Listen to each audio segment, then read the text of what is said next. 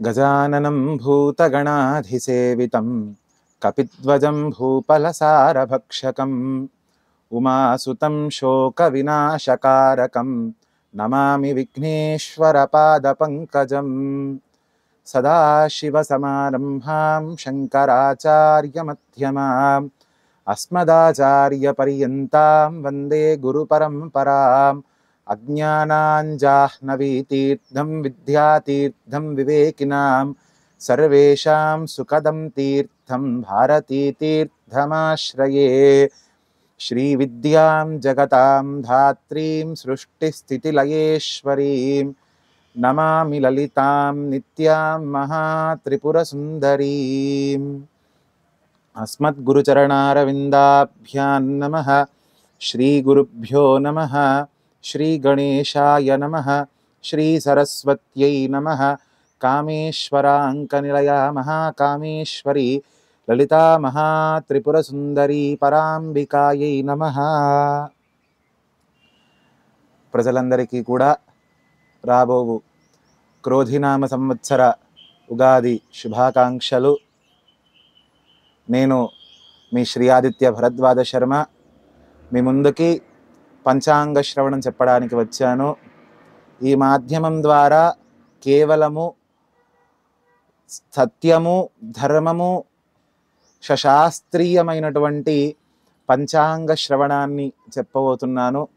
ఆ మాట ఎందుకన్నాను అంటే, ఎంతోమంది మాధ్యమాల ద్వారా అసత్యపు పంచాంగాన్ని, అంటే మన దౌర్భాగ్య స్థితి ఏమైందంటే, ఈ రోజుల్లో మనము ఈ కూర వండుకొని తింటే ఆ రాశుల వారికి మంచిది అనేటువంటి రోజులు వచ్చాయి. అలాంటిది కాకుండా కేవలం శాస్త్రీయమైన వేదోక్తమైన పంచాంగ శ్రవణాన్ని మీ ముందుకు తేబోతున్నాను. ముందుగా ఆ పంచాంగానికి కారకులైనటువంటి నవగ్రహాలకు నమస్కారం చేసుకుందాము. ఆదిత్యాయ చ సోమాయ మంగళాయ బుధాయ చ గురు శుక్ర శనిభ్యశ్చ రాహవే కేతవే నమో నమః. నవగ్రహ దేవతాభ్యో నమో నమః. శ్రీ గురుభ్యో నమః. మొదటిగా పంచాంగము అంటే ఏంటి అంటే, పంచమైన అంగములు. పంచ అంటే ఐదు అంగాలని పంచాంగము అంటారు. ఏమిటయ్యా ఆ అంగము అంటే, తిథి, వారము, నక్షత్రము, యోగము, కరణము. ఈ ఐదిటిని కూడా పంచాంగాలు అని అంటారు. మరి ఏమండి, మరి పంచాంగం ఎందుకయ్యా అంటే, మామూలుగా పంచాంగం ఎందుకు చూస్తారు? పెళ్ళిళ్ళు చేయడానికో, కార్యక్రమాలు చేయడానికో, ఇలాంటి వాటికి పంచాంగం చూస్తూ ఉంటారు అని జనాల అపోహ. కాదు, పంచాంగం అంటే ఇందాక చెప్పుకున్నట్టుగా తిథి, వారము, నక్షత్రము, యోగము, కరణము. మరి ఈ 5 తెలుసుకోవడం వల్ల లాభం ఏంటి అయ్యా అంటే, తిథి వల్ల శ్రియము లభిస్తుంది. శ్రియం అంటే డబ్బు ఒక్కటే కాదు, నువ్వు ఏ రోజు ఏ పని చేస్తే అది నీకు ఏ విధంగా లాభపడుతుందో. ఇప్పుడు కొన్ని మంచి తిథులు ఉంటాయి, కొన్ని చెడ్డ తిథులు ఉంటాయి. ప్రతి ఒక్కటి చెడ్డ తిథి అని కాదు, ప్రతి ఒక్కటి మంచి తిథి అని కాదు. నువ్వు ఏ పని చేస్తున్నావో అనే దాన్ని బట్టి ఆ తిథి ప్రమాణంగా ఉంటుందన్నమాట. నువ్వు అష్టమి తీసుకున్నావు, అష్టమి చెడ్డ తిథి అని కాదు. దాంట్లో ఉన్న పరమార్థం ఏంటయ్యా అంటే, అష్టమి, నవమి కూడా మంచి ఉపాసనకి చాలా శ్రేయోదాయకమైనటువంటి తిథులు. ఆ తిథుల్లో నువ్వు పనులన్నీ మానుకొని ఉపాసన చెయ్యి, అది కూడా మంగళవారం కూడా అంతే. ఇలా తిథి తెలుసుకోవడం వల్ల శ్రేయస్సు కలుగుతుందన్నమాట. శ్రేయం అంటే శ్రేయస్సు. వారము తెలుసుకోవడం వల్ల ఆయుష్ పెరుగుతుందన్నమాట మనిషికి. తర్వాత నక్షత్రం తెలుసుకోవడం వల్ల పాపం నశిస్తుంది. యోగం తెలుసుకోవడం వల్ల రోగనాశనం జరుగుతుంది. కరణం తెలుసుకోవడం వల్ల కార్యసిద్ధి కలుగుతుందన్నమాట. ఇలా ఈ పంచాంగ శ్రవణం వల్ల నువ్వు ఏ రోజు ఏ పని ఏ సమయంలో చేయబోతున్నావో ఆ యొక్క ముహూర్తాన్ని చూసుకొని నువ్వు వెళ్ళినటువంటి ఆ యొక్క ముహూర్త బలం వల్ల నీ యొక్క పని జయము కలుగుతుంది అని వేదోక్త వచనము. అలాంటిది ఈ యొక్క పంచాంగ శ్రవణము. అయితే ఈసారి సంవత్సరం, ఈ యొక్క వెళ్ళిపోయిన సంవత్సరము శోభకృత్నామ సంవత్సరము, అంటే శోభనము కలగజేసేది, ప్రతి ఒక్కరికి మంచి చేసేది అని దాని యొక్క లక్షణము. ఇప్పుడు రాబోయేది ఉగాది క్రోధినామ సంవత్సరము. అనగా ప్రతి ఒక్కరికి క్రోధం తెచ్చిపెట్టేటువంటిది అని అపోహ కాదు. క్రోధము అనగా మనకి అవసరం లేనిది పక్కకు జరిపేది క్రోధము. ఇప్పుడు నీ జీవితంలో ఒకటితో అవసరం లేదు, నీ యొక్క మనసు ఏం చేస్తుంది, నీ యొక్క మనసు క్రోధం వచ్చి వాణ్ణి దూరం చేసేస్తుంది నీ యొక్క మనస్సు. అలానే నీలోని వంటి చెడు లక్షణాలని కానీ, నీకు అవసరం లేనటువంటి పనులను చేసేటువంటి అపాయకారకులను కానీ ఈ యొక్క సంవత్సరం దూరం చేస్తుంది అని ఈ సంవత్సర లక్షణం అన్నమాట. అయితే ఈ సంవత్సరానికి వచ్చేసరికి ఇది క్రోధినామ సంవత్సరము. ఈ యొక్క ఏప్రిల్ 9 మంగళవారం, ఉగాది మంగళవారం వస్తుంది కనుక ఈ యొక్క సంవత్సరానికి అధిపతి రాజు కుజుడవుతాడు. కుజుడు రాజు అవడం వలన పరిపాలన కొంచెము కఠినంగా, ఇంకోటి కొంచెము ఆడంబరంగా ఉంటుంది. కుజుడు ఆడంబర దేవత. మనం ఇన్సెక్యూరిటీ అంటాం కదా, కుజుడి లక్షణము ఇన్సెక్యూరిటీస్ అన్నమాట. కాబట్టి ఈ సంవత్సరం పాలకులు కానీ లేదా రాజకీయ రంగంలో ఉన్న వాళ్ళు కానీ కొంచెం ఇన్సెక్యూరిటీస్తో ఉంటారన్నమాట. అది యొక్క రాజు యొక్క లక్షణము. తర్వాత నవనాథుల విషయానికి వస్తే, ఈ సంవత్సరము నవనాథుల్లో మొదటివాడు రాజు కుజుడు అవడం వలన పరిపాలన కాస్త కఠినంగా ఉంటుంది. సరిహద్దు దేశాల వాళ్ళు మన పైన కొంచెము తీవ్రంగా ప్రయత్నిస్తూ ఉంటారు. దానికి దీటుగా మన దేశము ఆ యొక్క కేంద్రంలో నరేంద్రుడు యోగులు ఇద్దరు ఉండే పాటికి మన దేశం చాలా సుభిక్షంగా ఉంటుందని చెప్పుకోవాలి. దాంతోపాటు కొంచెం కుజుడు యొక్క భూమికి సంబంధించిన దేవత కాబట్టి భూ సంబంధమైన ఆస్తి నష్టం కొంచెం జరుగుతూ ఉంటుంది. దానితో పాటుగా ప్రాణ నష్టం జరుగుతుంది. భార్యాభర్తల కుజుడు వివాహ సంబంధమైన దేవత కాబట్టి కొంచెము భార్యాభర్తల వధూవరుల మధ్య కొంచెం అభేదాలు వస్తూ ఉంటాయి. అది కుజుడు యొక్క లక్షణము. తర్వాత మంత్రి వచ్చేసి శని మంత్రిగా ఉన్నందు కారణంగా దొంగలతో కొంచెం జాగ్రత్తగా ఉండాలి.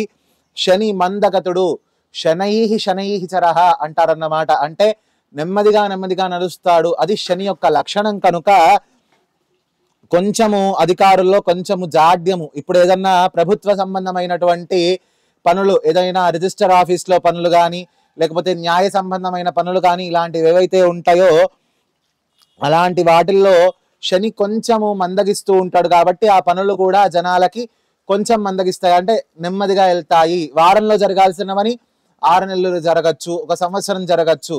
కాబట్టి అలాంటివి ఖచ్చితంగా ఉంటూ ఉంటాయి. వాహన ప్రమాదాలు, శని ప్రాణకారకుడు కనుక వాహన ప్రమాదాలలో లేకపోతే ప్రాణ నష్టం అధికంగానే ఉంటుంది ఈ సంవత్సరము. ఇంకోటి ముఖ్యంగా తెలుసుకోవాల్సింది ఏంటంటే, ప్రకృతి ప్రళయాలు ఏవైతే ఉన్నాయో అవి సంవత్సరం అధికంగా ఉంటూ ఉంటాయి. భూకంపాలు కానీ, అటు రాజు కుజుడు అవడం వలన, మంత్రి శని అవడం వలన కొంచెము ప్రాణ నష్టము, ప్రకృతి ఒక న్యాచురల్ కలామిటీస్ అనేవి ఎక్కువగా అధికంగా జరుగుతూ ఉంటాయి. దీనివల్ల ఈ యొక్క సరిహద్దుల్లో జరిగేటువంటి యుద్ధాలు కూడా బాగా జరుగుతూ ఉంటాయి. సైన్యంలో కొన్ని తీవ్రమైన నిర్ణయాలు, అంటే ఆ యొక్క సైన్యంలో ఉన్నటువంటి ఆ స్థానాల్లో బదిలీలు జరగడం వల్ల ఆయా సైన్యంలో కొంచెం ఇబ్బందికరమైన వాతావరణంతో ఉంటుంది. కాకపోతే సైన్యంలో ప్రతి ఒక్కరూ కూడా చురుకుతనంతో ఉండడం వలన దేశానికి ఎటువంటి అపాయం జరగదు. తర్వాత సైన్యాధిపతి మళ్ళీ శని అవడం వలన ప్రజల్లో అకారణంగా భయాలు కలుగుతూ ఉంటాయి. ఇటు రాజులకే కాదు, రాజులకి ముందు ఏం చెప్పుకున్నాము, రాజకీయ నాయకులకి ఇన్సెక్యూరిటీస్ దేని వల్ల వస్తాయి, కుజుడి వల్ల వస్తాయి. ఇక్కడ ఏంటంటే సైన్యాధిపతి శని అవ్వడం వలన ఇటు ప్రజల్లో కూడా ఏముంటుంది, యథా రాజా తథా ప్రజ.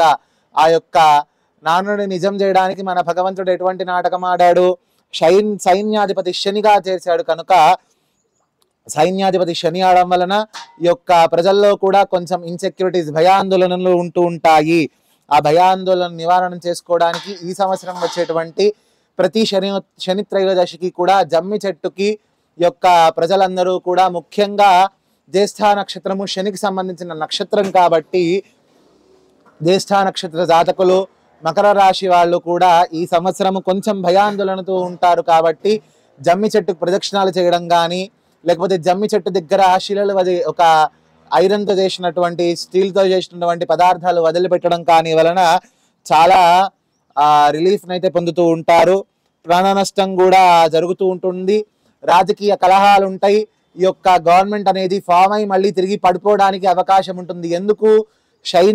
సైన్యాధిపతి శని అవ్వడం వలన. సైన్యాధిపతి సరిగ్గా లేకపోతే ప్రజలలో పరిపాలన దక్షత నిర్లక్ష్యం వలన ప్రజలు కూడా వారి యొక్క మాటని కోల్పోతూ ఉంటారు, మాటలు అంటూ ఉంటారు. ఆ యొక్క దేశం రాజు మీద వారికి నమ్మకం పోతూ ఉంటుంది. కనుక గవర్నమెంట్ కొంచెంగా అకారణంగా కూలిపోయేటువంటి ఛాన్సెస్ చాలా ఉన్నాయి అన్నమాట. ఆ యొక్క మంత్రివర్గం కూడా చాలా బద్ధకంతో ఉంటాయి. ఏ రోజు పని ఏం చేస్తామయ్యా అని. శని మందగతుడు, ముందే చెప్పుకోం, శనేశ్వర ఆయన మందగతుడు కనుక ప్రతి ఒక్కరూ కూడా మందంగా వ్యవహరిస్తారు. మంత్రివర్గంలో వాళ్ళు ఆ అధికారులు కానీ గవర్నమెంట్ అధికారులు కానీ నిర్లక్ష్యంతో ఉంటారు. కాబట్టి దానికి పరిహారంగా శనికి అధిపతి అయినటువంటి హనుమంతుడికి కానీ భైరవుడికి కానీ పూజ చేసుకోవడం వల్ల ఆ దోషం తగ్గుతూ ఉంటుంది. తర్వాత సస్యాధిపతి కుజుడు. సస్యం అంటే పంటల వ్యవహారాల్లో కుజుడు ఉంటారు. కుజుడు ఉండడం వలన నాయకులు వీరావేశముతో ఉంటారన్నమాట. వారికి ఆవేశం ఉంటుంది, కాకపోతే అది దేనికి పనికిరాదు. క్షణికావేశంలో పనిచేస్తూ ఉంటారు కనుక ఆ యొక్క నాయకుల్లో చాలా ఇబ్బందులు వస్తూ ఉంటాయి. తర్వాత ప్రజలకు ధనకారకుడైన ధనస్థానంలో కుజుడు ఉండడం వలన ఆర్థిక ఇబ్బందులు కూడా కొన్ని తలెత్తుతూ ఉంటాయి. సస్యాధిపతి కుజుడు అవడం వలన ఎర్రని ధాన్యాలు, కందులు, తర్వాత ఇలాంటి అపరమైనటువంటి పంటలు బాగా పండుతాయి. ఎర్రని పూలు, ఎర్రని కాయలు, లేకపోతే ఎర్రని ధాన్యాలు కూడా బాగా వృద్ధి చెందుతాయి. వేరుశనగ, నూనె జాతులకు సంబంధించిన ఇవి, కాగితము, కలప, యంత్రాలు, కొబ్బరి, ధాన్యాలు చాలా పెరుగుతాయన్నమాట. అంటే కందులు లేకపోతే కొబ్బరి ఈ సంవత్సరం చాలా అధికంగా దిగుబడి మనకి చేసుకునేటువంటి అవకాశం ఉంటుంది. పశుకారకుడు కనుక కుజుడు, పశువుల వలన మనకి ఎటువంటి ఇబ్బంది కలగదు. పశు సమృద్ధి కూడా చాలా బాగా జరుగుతూ ఉంటుంది. పరిశ్రమలు, ఇండస్ట్రీస్ కూడా చాలా పెరుగుతూ ఉంటాయి. తర్వాత ధాన్యాధిపతి చంద్రుడు. ధాన్యాధిపతి చంద్రుడు అగుట వలన మంచి వర్షాలు కురుస్తాయి. చంద్రుడు మేఘకారకుడు. సముద్రంలో వచ్చేటువంటి అలజడి వల్లనే మేఘాలు మనకి ఫామ్ అవుతూ ఉంటాయి కనుక ఆ యొక్క చంద్రుడు మేఘకారకుడు. కాబట్టి ఆ పర్జన్యాద్ అన్న సంభవ అని ఒక వేదవాక్య ప్రమాణం చేత వర్షం వలనే అన్నం పుడుతుంది. కాబట్టి ఆ యొక్క వేదవాక్యాన్ని ప్రమాణంగా తీసుకుంటే ధాన్యాధిపతి చంద్రుడు, దాని కారణంగా చాలా వర్షాలు చాలా సమృద్ధిగా ఉన్నాయి. దేశంలో ప్రజలు హాయిగా సుభిక్షంగా ఉంటారు. ఈ సంవత్సరము మనకి ఈ యొక్క పేదరికం అనేది కొంచెం కొంచెం తగ్గుతూ వస్తుంది. దేశం చాలా సుభిక్షంగా ఉంటుంది. ఆరోగ్యకారకంగా చాలా మంచిగా ఉంటుంది. ఆరోగ్యపరంగా చాలా మంచి ఫలితాలను ఇస్తుంది. పాడి పరిశ్రమ చాలా అభివృద్ధిలోకి వస్తుంది. ఏం చెప్పుకున్నాము? పర్జన్యాత్ అన్న సంభవ. దానివల్ల పాడి పరిశ్రమ, ఈ యొక్క పశు సంబంధమైనటువంటి ఏదైతే ఉన్నాయో అవి చాలా అభివృద్ధిలోకి వస్తాయి. తర్వాత స్త్రీ పురుషులకు మానసిక రోగాలు చాలా అధికంగా ఉంటూ ఉంటాయి. ఈ యొక్క చంద్రుడు ధాన్యాధిపతి కావడం వలన స్త్రీ పురుషులు కానీ మానవులు కానీ జనాలకు కానీ ఈ సంవత్సరము మానసిక రోగాలు అంటే డిప్రెషన్ కానీ ఇలాంటి సమస్యలకు గురవుతూ ఉంటారు.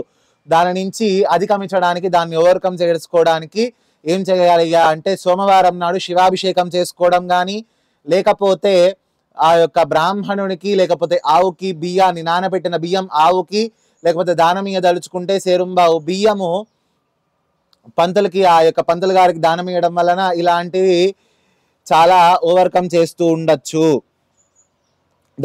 ఇంకోటి ఈ యొక్క సంవత్సరము ధాన్యాధిపతి చంద్రుడు వలన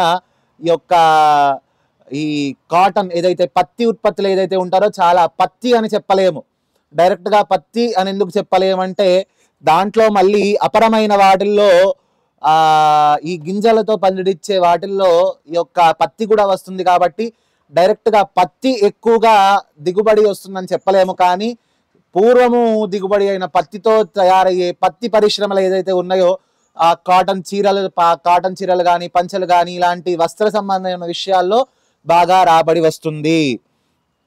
ఆ యొక్క వస్త్ర పరిశ్రమలో చాలా అభివృద్ధి ఉంటుంది.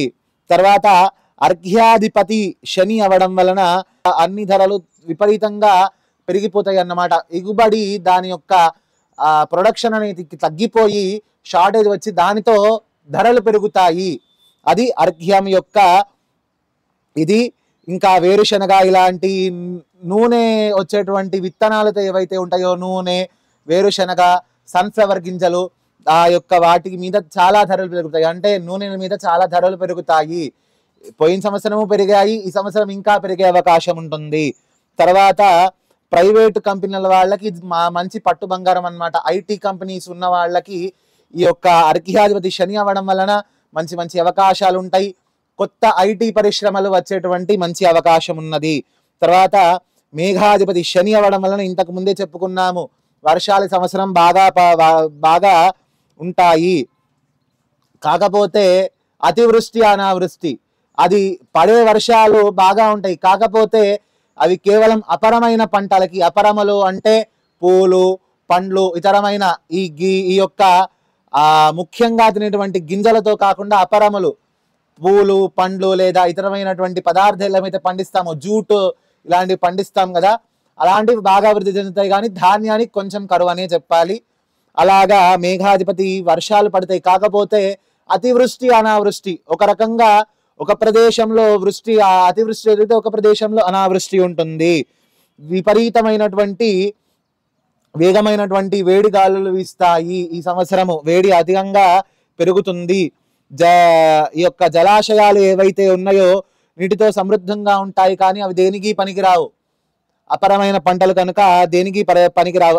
అది పర్వత ప్రాంతాలు అధికంగా వర్షాలు కురుస్తూ ఉంటాయి. మేఘాలతో గాలి విపరీతంగా వీస్తూ ఉంటుంది.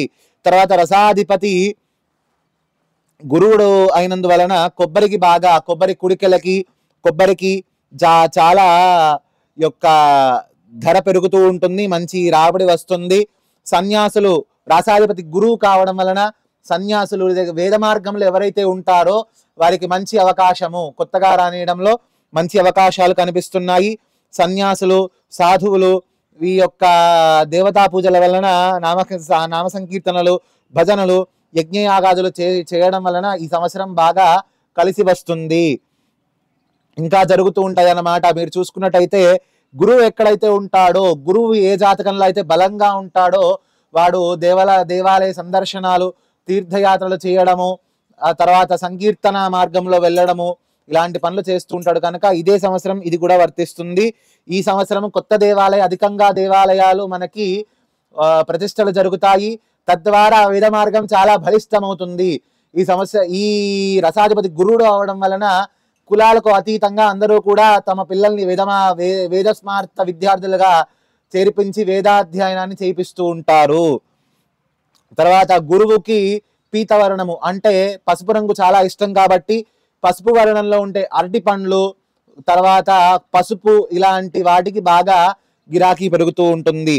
తర్వాత నీరసాధిపతి కుజుడు అవడం వలన చందనము, అగరు, కస్తూరి ఇలాంటి సుగంధ ద్రవ్యాలు, పగడాలు, ఎరుపు వస్తువులు గిరాకీ బాగా పెరుగుతాయి. కుజుడికి ఇష్టమైనవి అవే. కుజుడికి అంగారకుడు అని పేరు. అంటే భూమిలో నుంచి వచ్చేటువంటి ఖనిజాలు కానీ, భూమిలో ఉండేటువంటి గడ్డలు యొక్క గెంచుగడ్డ ఇలాంటి, పొటాటో లేదా ఉల్లిపాయ ఇలాంటి వాటికి బాగా గిరాకీ పెరుగుతుంది.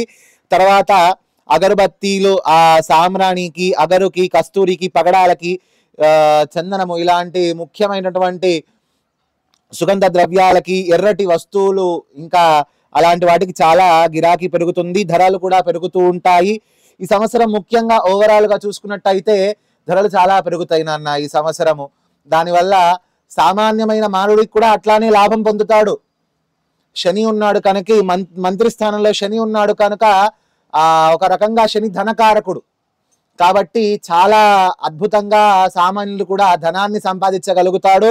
అదేవిధంగా రేట్లు కూడా పెరుగుతూ ఉంటాయి. కాబట్టి నీరసాధిపతి కుజుడు అవడం వలన వాహన ప్రమాదాలు కూడా బాగానే ఉంటాయి. రోడ్డు ప్రమాదాలు, భూకంపాలు లేకపోతే సునామీలు ఈ సంవత్సరం చాలా ప్రాణ నష్టము జరగడానికి అధికంగా అవకాశం ఉంటుంది. ముఖ్యంగా చూసుకున్నట్టయితే కుజుడికి ఇష్టమైన ధాన్యం కందులు కనుక కందులలో యొక్క కందులు ధర పెరగడానికి అవకాశం ఉంటుంది. తర్వాత వచ్చేసి మూఢ్య నిర్ణయము, కర్తరి నిర్ణయము. ఈ సంవత్సరం మనకి కర్తరి 4వ తారీఖు 5వ నెల అంటే మే 4వ తారీఖు 2024 సంవత్సరము మధ్యాహ్నము 12:30 నుండి డొల్ల కర్తరి. అంటే అది డొల్ల కర్తరి అనేసరికి మనకి సామాన్య కర్తరి అంత మరి చిన్న చిన్న పనులు అంటే భూమి పూజలు అలాంటివి చేసుకోవచ్చు, కానీ వివాహాది శుభకార్యాలకు పనికిరాదు. అది ఏ రోజు అవుతుందయ్యా అంటే చైత్ర బహుళ ఏకాదశి మొదలుకొని ఉంటుంది. తర్వాత 11/5/2024 సంవత్సరము అనగా వైశాఖ కరెక్ట్గా దానికి ఒక 7 రోజుల తర్వాత నుంచి వైశాఖ శుద్ధ చవితి రోజు నుంచి నిజకర్తరి ప్రారంభమవుతుంది. దానివల్ల ఏంటి అంటే కర్తరి అంటే అందరికి తెలుసు దుర్ముహూర్తాలు అన్నమాట. ఆ సమయంలో ఎటువంటి శుభకార్యాలు చేయరాదు. అది ఎప్పటి వరకు ఉంటుందయ్యా అంటే 28/5/2024 సంవత్సరం రాత్రి 7:20 వరకు నిజకర్తరి ఉంటుంది. మళ్ళీ చెప్తున్నాను, 11/5/2024 అనగా వైశాఖ శుద్ధ చవితి మొదలుకొని 28/5/2024 సంవత్సరము వైశాఖ బహుళ షష్ఠి వరకు ఈ యొక్క నిజకర్తరి ఉంటుంది. తర్వాత మౌఢ్య నిర్ణయము, గురు మౌఢ్యమి ఈ సంవత్సరము 7వ తారీఖు 5వ నెల అంటే మే 7వ తారీఖు నుంచి అనగా చైత్ర బహుళ చతుర్దశి నుండి 7వ తారీఖు 6/2024 అనగా జ్యేష్ఠ శుక్ల పాఠ్యమి శుక్రవారం వరకు ఉంటుంది. ఆ తర్వాత శుక్రమూఢ్యమి వచ్చేసి 28వ తారీఖు 4వ నెల 2024 దగ్గర నుంచి అనగా చైత్ర బహుళ చవితి ఆదివారం నుండి 8వ తారీఖు 7వ నెల 2024 సంవత్సరము ఆషాఢ శుద్ధ తదియ వరకు సోమవారం వరకు ఉంటుంది. అంటే ఆ కారణం చేత మనకి 6 నెలల పాటు ముహూర్తాలు లేవండి ఈ సంవత్సరము. దాని ద్వారా మనం ముఖ్యంగా మీ మాధ్యమం ద్వారా నేను చెప్పదలుచుకుంది ఏంటంటే ఈ యొక్క కార్యక్రమాల ద్వారా లబ్ధి పొందేది ముఖ్యంగా పురోహితులు.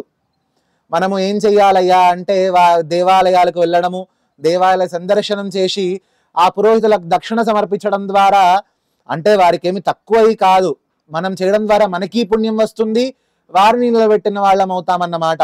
కాబట్టి ఈ 6 నెలలు ముహూర్తాలు లేవు. ఏమన్నా ఉంటే మనకి పెళ్లిళ్ళు అలాంటి ముహూర్తాలు, పెళ్లిళ్ళు గృహప్రవేశాలు కూడా ఎందుకయ్యా అంటే మనకి మేలో మనకి ఈ యొక్క కర్తరి వస్తుంది, తర్వాత మూఢ్యాలు వస్తున్నాయి. అది ఎప్పటి వరకు ఉందయ్యా అంటే 7వ నెల ఆషాఢం వరకు ఉంటుంది. మళ్ళీ శుక్రమూఢ్యం ఎప్పుడు ప్రారంభమైంది? వచ్చే సంవత్సరము అంటే 3వ నెల 2025 సంవత్సరము 3వ నెల 18వ తారీఖు అంటే ఫాల్గుణ బహుళ చవితి రోజు మంగళవారం నుండి 28వ తారీఖు 3వ నెల మే నెల 28వ తారీఖు 2025 సంవత్సరం ఫాల్గుణ బహుళ చతుర్దశి రోజు శుక్రవారం వరకు కూడా మళ్ళీ శుక్రమూఢ్యమే ఉంటుంది. అంటే మళ్ళీ వచ్చే సంవత్సరము ఫాల్గుణ మాసంలో కొంతకాలం పాటు ముహూర్తాలు ఉండవు. తర్వాత పుష్కరము. పోయిన సంవత్సరం మనకి గంగా నదికి పుష్కరాలు వచ్చాయి. ఈ సంవత్సరం పుష్కరము నర్మదా నదానికి వచ్చాయి. నర్మదా అనేది నది కాదు, మనకేంటంటే తూర్పు నుంచి పడమరకు ప్రవహించే నదులన్నీ కూడా పురుష నదులు, వాటిని నదములు అంటారు, నది అనరు. నది అనేది ఫీమేల్ అన్నమాట. పడమర నుంచి తూర్పుకు వెళ్ళేటువంటి నదులు అవి స్త్రీ నదులు అన్నమాట. నదులు అనాల, తూర్పు నుంచి పడమరకు ప్రవహించే వాటిని నదాలు అనాలన్నమాట. ఈ నదాల కేటగిరీలోకి మనకి బ్రహ్మపుత్ర, తపతి, నర్మదా నదులు, ఇంకొన్ని నదులు వస్తూ ఉంటాయి. అలాగా ఈ సంవత్సరం నర్మదా నదానికి పుష్కరము వచ్చాయి. ఎలా వచ్చాయి అంటే ఈ పుష్కరాలు అంటే ఏంటి అంటే గురుడు ఒక్కొక్క సంవత్సరం ఒక్కొక్క రాశిలోకి ప్రవేశిస్తూ ఉంటాడు అనమాట గురువు. అదే విధంగా గురుడు ప్రతి సంవత్సరం ఒక్కొక్క రాశిలోకి మారినప్పుడు ఈ యొక్క పుష్కరం వస్తుందన్నమాట. అలా ఈ యొక్క వృషభ రాశిలోకి గురు ప్రవేశం జరిగినందువలన ఈ సంవత్సరము నర్మదా నదికి పుష్కరాలు వచ్చాయి. అయితే ఎప్పటి నుంచి అయ్యా నిజమైన పుష్కరము? చాలా మంది ఎన్నో పాఠాంతరం వలన పుష్కర నిర్ణయం ప్రతి ఒక్కటి తప్పు కావచ్చు, కాక తప్పు అని చెప్పలేము, కానీ పాఠాంతరాలు ఉంటాయి కదా. ప్రతి వేదప్రోక్తమైన ప్రతి దానికి పాఠాంతరములు ఉంటాయి. అదేవిధంగా కొన్ని పాఠాంతరములో మే 1వ తారీఖు నుంచి పుష్కరములు అన్ని ఉన్నాయి.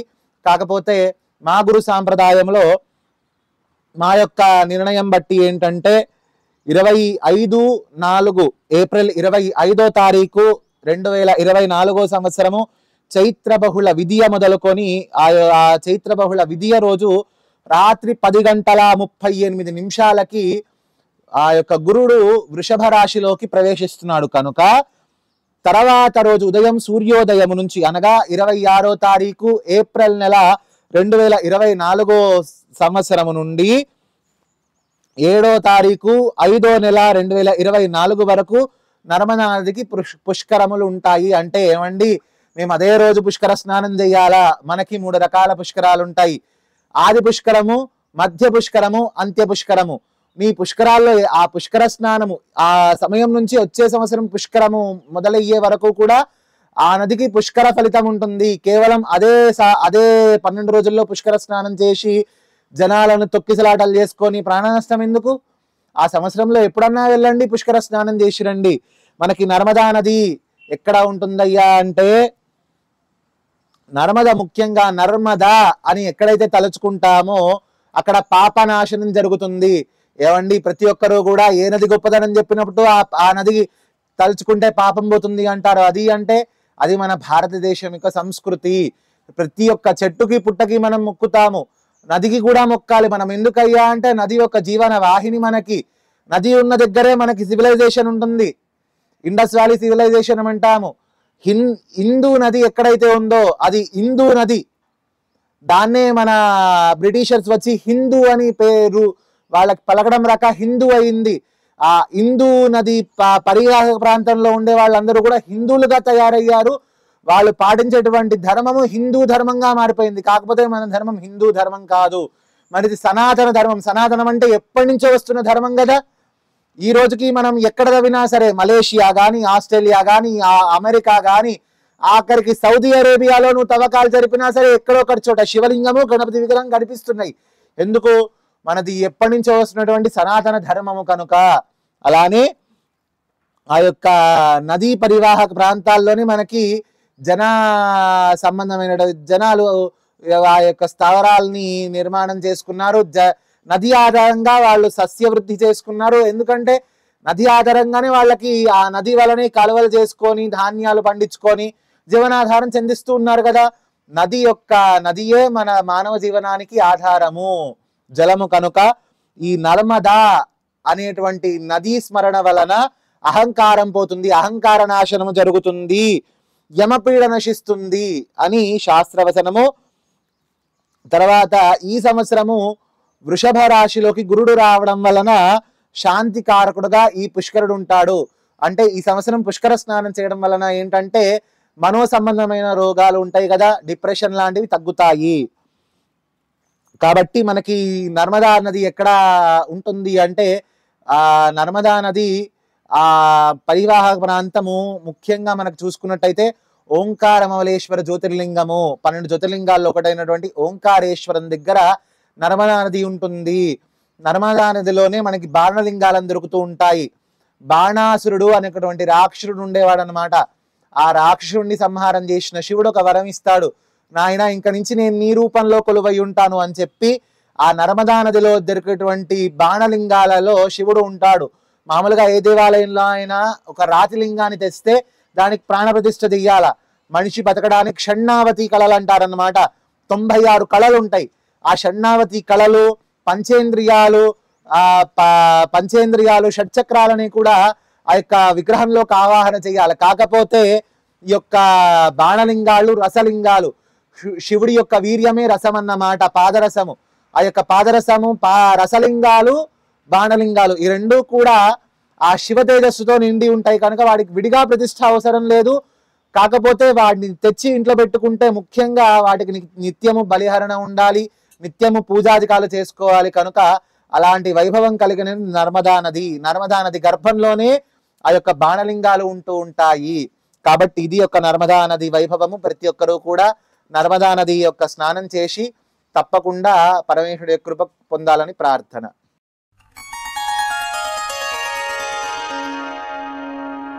తర్వాత వచ్చేసి 2024 సంవత్సరం నుంచి 2025 సంవత్సరం అనగా క్రోధినామ సంవత్సరంలో వచ్చేటువంటి గ్రహణాలు.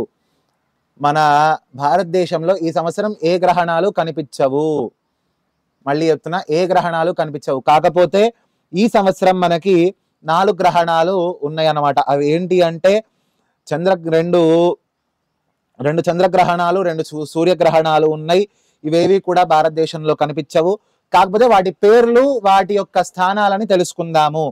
ఖండగ్రాస చంద్రగ్రహణము, ఇది భాద్రపద శుక్ల పూర్ణిమ అంటే భాద్రపద పూర్ణిమ నాడు ఉంటుంది. అనగా సెప్టెంబర్ 18వ తారీఖు నాడు ఏర్పడబోతోంది. ఇది America, London, Greece, Egypt, France, Cuba, Italy, Brazil ఇలాంటి ప్రాంతాల్లో కనిపిస్తుంది. ఇది భారతదేశంలో కనిపించదు కనుక ఎటువంటి నియమపాలన చేయాల్సినటువంటి అవకాశం లేదు. తర్వాత కంకణాకార సూర్యగ్రహణము, ఇది ఎప్పుడు కనిపిస్తుందయ్యా అంటే భాద్రపద బహుళ అమావాస్య. ఎప్పుడన్నా గుర్తించుకోండి, చంద్రగ్రహణం అనేది మనకు పౌర్ణమి రోజు కనిపిస్తుంది, సూర్యగ్రహణం అమావాస్య రోజే సంభవిస్తుంది. ఈ యొక్క బుధవారము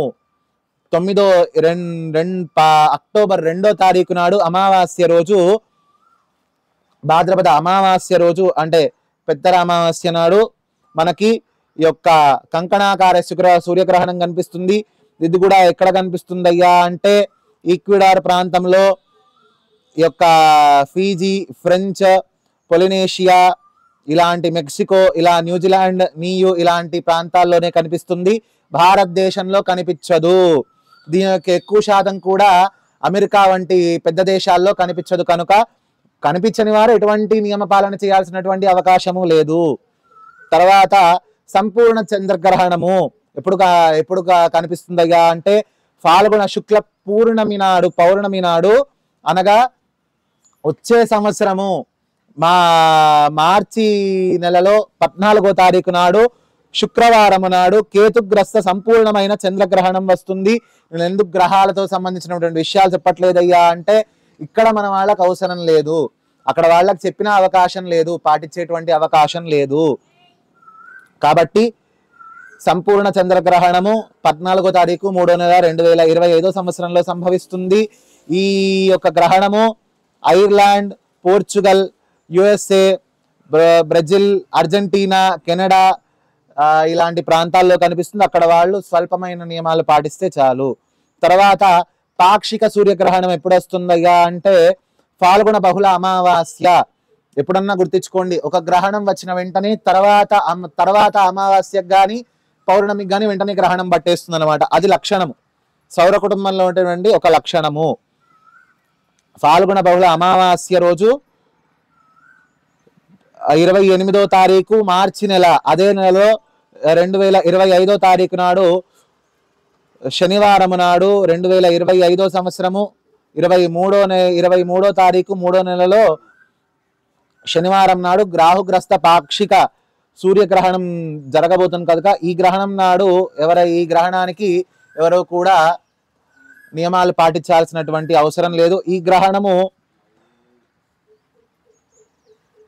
Portugal, Canada, USA, Morocco, Greenland, Ireland, France, England ఇలాంటి ప్రదేశాల్లో కనిపిస్తుంది కనుక ఈ గ్రహణ సమయంలో ముఖ్యంగా పాటించాల్సిన నియమాలు ఏంటయ్యా అంటే గర్భిణీ స్త్రీలు నియమాన్ని పాటించాలంటే గ్రహణాన్ని చూడరాదు, గ్రహణానికి దగ్గరగా ఉండరాదు, తలుపులు వేసుకొని కూర్చోవాలి. గ్రహణం అయిపోయిన తర్వాత పట్టు విడుపు స్నానాలు చేస్తూ ఉండాలా. గ్రహణ సమయంలో వారి ఇష్టదేవతని లేకపోతే గురుమంత్రం ఏదన్నా ఉంటే ఆ మంత్రాధ్యయనం చేసుకుంటూ ఉండాలి. ఇప్పుడు వచ్చేసి మనము మేష్యాది 12 రాశి ఫలాలు తెలుసుకుందాము. ముఖ్యంగా నేను చెప్పదలుచుకుంది ఏంటంటే ఇక్కడ 1 రూపాయి ఆదాయం ఉంది, 14 రూపాయలు వ్యయం ఉంది, అంటే ఖర్చు ఉంది. ఆదాయ ఫలాలు రాజపూజ్యాల వలన నిరుత్సాహపడకూడదు. కేవలం ఇవి రాశి ఫలాలు మాత్రమే. అది ఎందుకు చెప్తారయ్యా అంటే సంవత్సరం ముందులో నువ్వు తెలుసుకో, సంవత్సరం అవుతూ ఉండే కొద్దీ నీకు దాని ద్వారా ఎక్స్పీరియన్స్ వస్తుంది. 2 నువ్వు ఎట్లా నడుచుకోవాలి అనే విషయం నీకు అర్థమవుతుంది అని పెద్దలు ఈ యొక్క నిర్ణయాన్ని మనకు చేశారు తప్ప అది అట్లానే ఉంటుంది ఇట్లానే ఉంటుంది అనేటువంటి విషయాన్ని మనము దృష్టిలో పెట్టుకొని నిరుత్సాహపడకూడదు. ఇంకా చెప్పాలి అంటే ఇప్పుడు మనకి తాడేపల్లి రాఘవనారాయణ శాస్త్రి గారు, లేకపోతే ఒక రామకృష్ణ పరమహంసనో, లేకపోతే ఎవరో ఒకరు మంచి ఉపాసకులు ఉన్నారు, చాగంటి కోటేశ్వరరావు గారు, ఎవరో ఒకరు ఉన్నారు మంచి ఉపాసకులు. వాళ్ళ రాశి ఫలాలను బట్టి వాళ్ళకి ఆదాయం తక్కువ ఉండొచ్చు, వ్యయం ఎక్కువ ఉండొచ్చు, లేకపోతే రాజపూజ్యం తక్కువ ఉండొచ్చు, అవమానం ఎక్కువ ఉండొచ్చు. ఆ మాత్రానికి వాళ్ళు ఏమన్నా అనుభవిస్తున్నారా? అనుభవించట్లేదు. ఎందుకు? వాళ్ళు దేవుడి పాదాలను నమ్ముకున్నారు, అమ్మవారి పాదాలను నమ్ముకున్నారు, ఆ యొక్క సంతతము కూడా దైవార్చన ఉపాసన చేస్తున్నారు కనుక ఆ ఉపాసన బలం చేత వాళ్ళకి ఆ గ్రహ ఫలితాలు ఇంచుకు కూడా ముట్టట్లేదు వాళ్ళని. కాబట్టి మనం కూడా నిత్యము కూడా దైవారాధన నిత్యానుష్ఠానం చేసుకోవడము, దైవారాధన వలన సంతతము కూడా మనకు మంచి చేకూరుతుంది అన్న విషయాన్ని మనం దృష్టిలో పెట్టుకోవాలి. ముఖ్యంగా మొదట వచ్చినట్టయితే మేషరాశి. ఈ మేషరాశి వాళ్ళు ఎట్లా ఉంటారయ్యా అంటే అశ్విని 1, 2, 3, 4 పాదాలు, భరణి 1, 2, 3 పాదాలు, కృత్తిక 1వ పాదం మొదలు ఈ యొక్క మేషరాశి జాతకులు ఉంటారన్నమాట. వీరికి సంవత్సరం చూసుకున్నట్టయితే రవి అర్ధాష్టమంలో ఉన్నాడు, తర్వాత చంద్రుడు కూడా కొంచెము ద్వాదశంలో ఉన్నాడు, కుజుడు కూడా ద్వాదశంలో ఉండడం వలన కొంచెము ఇబ్బందులు కలుగుతూ ఉంటాయి. గురుడు చాలా శుభ ఫలితాలను ఇస్తూ ఉంటాడు, శని కూడా ధనకారకుడు కనుక శుభ ఫలితాలను ఇస్తూ ఉంటాడు. తర్వాత రాహు ద్వాదశంలో ఉన్నాడు కనుక కొంచెం ఖర్చులు ఎక్కువ అవుతాయి. కేతువు చాలా శుభంలో ఉన్నాడు, కేతువు మోక్షకారకుడు. ముఖ్యంగా తెలుసుకోవాల్సింది ఏంటయ్యా అంటే ముందు మాటగా గురుడు జన్మకారకుడు, శుభకారకుడు, శని ధనకారకుడు, రాహువు ఆ యొక్క కేతువు మోక్షకారకుడు. కాబట్టి ఈ యొక్క 4గురిని దృష్టిలో పెట్టుకోవాలి, మిగతా ఎవరు కూడా మనకు అవసరం లేదు. కాబట్టి గురు బలం బాగుంటే ప్రతి ఒక్కటి బాగుంటుంది. గురువు జాతకంలో బాలేడా వాడు దెబ్బతినిపోతాడు. కాబట్టి ఈ సంవత్సరం చూసుకున్నట్టయితే ఆదాయం 8, మేషరాశి వాళ్ళకి ఆదాయం 8, వ్యయం 14, రాజపూజ్యం 4, అవమానం 3గా చెప్పుకోవచ్చు. ముందే చెప్తున్నా, ఇలాంటి మాటల్ని తెలుసుకొని నిరుత్సాహపడకండి, దైవాన్ని నమ్ముకోండి. వీళ్ళు ఈ సంవత్సరం చేసుకోవాల్సింది ఏంటయ్యా అంటే వీళ్ళకి కొంచెము నవగ్రహాలు కొంచెము అనుకూలంగా లేనందుక వాళ్ళ కారణంగా నవగ్రహ పూజ చేయించుకోవడం కానీ, లేకపోతే ముఖ్యంగా ఈ యొక్క లలితా సహస్రనామ పారాయణ, బిల్వాష్టకము ధనాన్ని ఇస్తూ ఉంటుంది అన్నమాట. బిల్వాష్టక పారాయణ చేయడం వలన చాలా మంచి కలుగుతూ ఉంటుంది. ముఖ్యంగా వీళ్ళు మంగళవార గురువార నియమాలు పాటించడం వలన శుభాలు కలుగుతాయి. నియమాలు అంటే మంగళవారం గురువారం ఉపవాసం ఉండి శివాలయంలో శివాభిషేకం చేసుకోవడం, 16 మంగళవారాలు కానీ 16 గురువారం కానీ శివాలయంలో ఉపవాసం ఉండి యొక్క శివుడికి అభిషేకం చేసుకోవడం వలన అంతా శుభాలు కలుగుతాయి. తదుపరి మిథున రాశి. ఈ సంవత్సరము మిథున రాశికి చాలా కొంచెము గట్టెక్కిచ్చే పరిస్థితినే ఉండాలా. పోయిన సంవత్సరం కంటే ఈ సంవత్సరం మిథున రాశి వాళ్ళకి కొంచెము అనుకూలంగా ఉంది. ఎందుకయ్యా అంటే పోయినసారి కొంచెం గట్టుకాలంగానే ఉంది. ధనము ఆకస్మిక ధనలాభం ఉన్నా సరే వీరికి అంతగా రానిచ్చేటువంటి అవకాశం లేకపోయింది. ఈ సంవత్సరము ఈ యొక్క మిథున రాశి చూసుకునేసరికి మృగశిర 3, 4 పాదాలు, ఆరుద్ర 1, 2, 3 పాదాలు, 3, 4 పాదాలు, పునర్వసు 1, 2, 3 పాదాల్లో పుట్టిన వారు మిథున రాశి కిందకు వస్తారు. వీరికి ఆదాయం 5, వ్యయం 5. 5 రూపాయలు వస్తే 5 రూపాయలు ఖర్చు అయిపోతూ ఉంటాయి. రాజపూజ్యం 3, అవమానం 3. అవమానం 6గా వీరికి చెప్పబడింది. అంటే వీరిని తిట్టేటోళ్ళు 6 మంది ఉంటే పొగిటేటోళ్ళు 3 మందే ఉంటారు. కొంచెం సమయం అనుకూలంగా లేదు. ఎందుకు అంటే వీళ్ళ యొక్క కుజుడు కొంచెము అష్టమంలో కుజుడు ఉన్నాడు కనుక కొంచెము సానుకూలంగా ఉండదనే చెప్పుకోవాలి. ఈ రాశి వారికి బుద్ధి, ధనము, కుటుంబ కారకుడైనటువంటి గురుడు బలహీనంగా ఉండడం వలన, కొంచెం గురుబలం లేనందువలన అనుకున్న పనులు కొంచెము ఆలస్యం అవుతూ ఉంటాయి. అదేవిధంగా శని రాహువులు కూడా బలంగా ఉండుటచే ఉన్నత ఉన్నత స్థితికి చేరుకోగలుగుతారు. ప్రమోషన్లు కూడా ఉంటాయి. గృహంలో వివాహాది శుభకార్యాలు జరుగుతూ ఉంటాయి. గత సంవత్సరం కంటే మంచి యోగం అనుకూలిస్తూ ఉంటుంది. విలాసవంతమైన జీవితము అనుకూలిస్తూ ఉంటారు. ఈ రాశి వారు ఈ సంవత్సరం స్థిరాస్తులు కొనేటటువంటి అవకాశం ఉంటుంది. శని బలంగా ఉండటం వలన మంచి ఆరోగ్యం కూడా మంచిగా ఉంటుంది. తర్వాత నూతన కార్యప్రారంభాలు అంటే వీరి హస్తవాసి ఈ సంవత్సరం బాగుంటూ ఉంటుంది. వీరి చేతి మీదుగా నూతన గ్రహాలు లేకపోతే నూతన కార్యాలకి శ్రీకారం చుడుతూ ఉంటారు. ఉద్యోగులకు అనుకూలమైన కాలమని చెప్పాలా. ప్రమోషన్లకి మంచి కాలము. వీరు మానవ సేవ ఈ యొక్క సోషల్ సర్వీస్ చేయడం ద్వారా వీరికి చాలా మంచి ఉద్యోగ రంగాల్లో మంచి సానుకూలత లభిస్తుంది. అధికారుల నుంచి పూర్తి అనుకూలత ఉంటుంది. రాజకీయ రంగాల్లో సినీ రంగాల వారికి ఈ సంవత్సరం మిథున రాశి వారికి అంతగా అనుకూలించదనే చెప్పాలా. ఈ సంవత్సరం వీరు ముఖ్యంగా చేసుకోవాల్సినటువంటి పూజ వీరికి కుజుడు అంత అనుకూలంగా ఉండకపోవడం వలన ఈ సంవత్సరం వీళ్ళు సుబ్రహ్మణ్యేశ్వర స్వామి ఆరాధన వలన సంపూర్ణమైన శుభ ఫలితాలని పొందుతూ ఉంటారు. తదుపరి మిథున రాశి.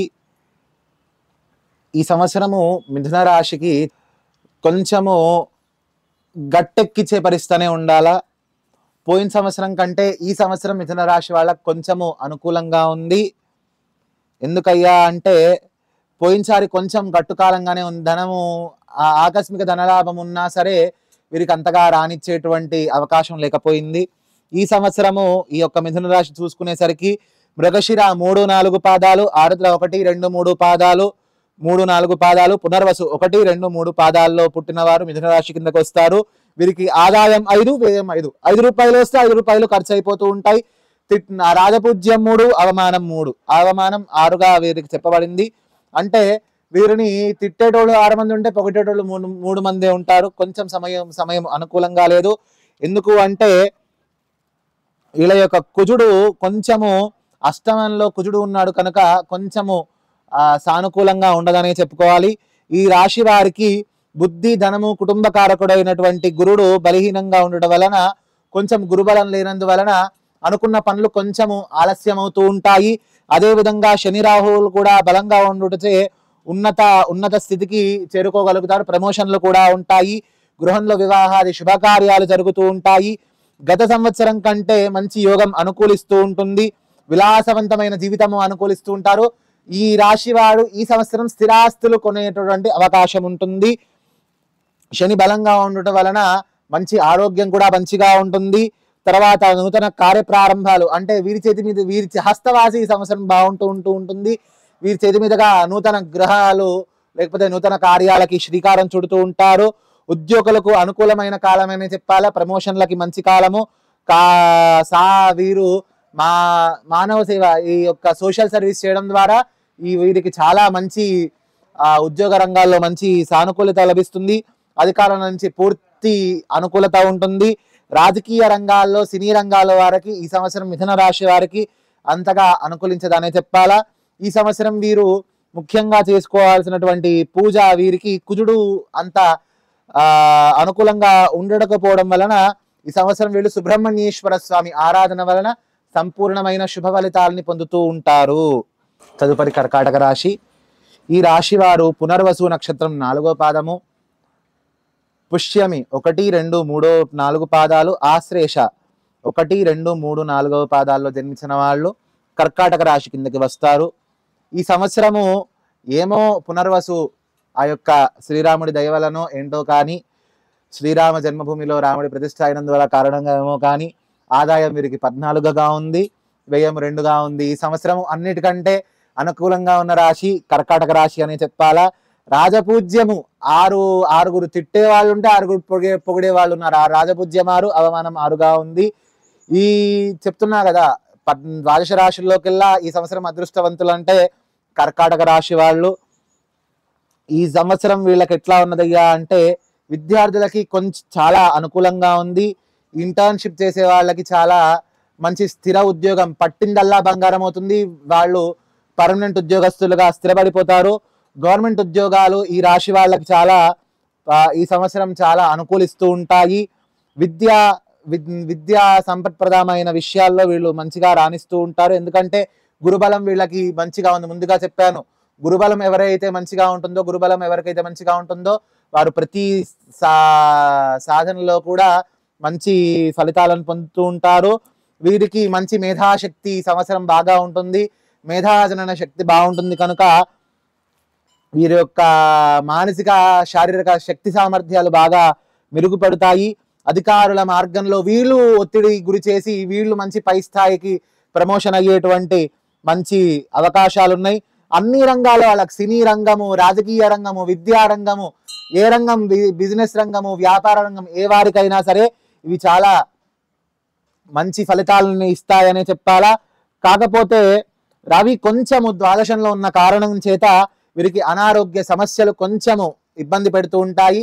దానికి ఏ కారణం చేతనో మీకు చెప్పాను కదా, సూర్యుడు బలహీనంగా ఉన్నాడు కాబట్టి సూర్యగ్రహానుకూలత కోసము వీళ్ళు ఆదిత్య హృదయ పారాయణము, సూర్యాష్టకం పారాయణ చేసుకోవడము, నిత్యము కూడా సూర్యుడికి అర్ఘ్యము ఇవ్వడం. ప్రత్యక్షంగా మనకు కనపడేటువంటి వాడు సూర్యుడు కాబట్టి సూర్యుడికి అర్ఘ్య ప్రదానం చేయడం వలన మంచి ఫలితాలను ఇస్తారు. వీరి యొక్క ఈ రాశి వాళ్ళు ముఖ్యంగా సూర్య సంబంధ అరసవెల్లి, కోణార్క్ వంటి క్షేత్రాల తిరుచానూరు దగ్గర ఉన్నటువంటి సూర్య దేవాలయ సందర్శనం వలన వీళ్ళకి మంచి ఫలితాలు కనిపిస్తూ ఉంటాయి. తర్వాత ఈ సంవత్సరం వీరికి కొంచెము ఆ యొక్క చంద్రుడు మనోకారుడు కనుక డిప్రెషన్ లాంటి కొన్ని లక్షణాలు కనిపిస్తాయి స్వల్పంగా. దానివల్ల ఏంటంటే నోటి బిరుసు వీళ్ళకి ఎక్కువ అవుతుంది, ఎంత మాట అంటే అంత మాట అనేటువంటి కొంచెం అవకాశం ఉంటుంది కనుక మన నాలుక కొంచెం అదుపులో పెట్టుకోవాల్సి ఉంటుంది.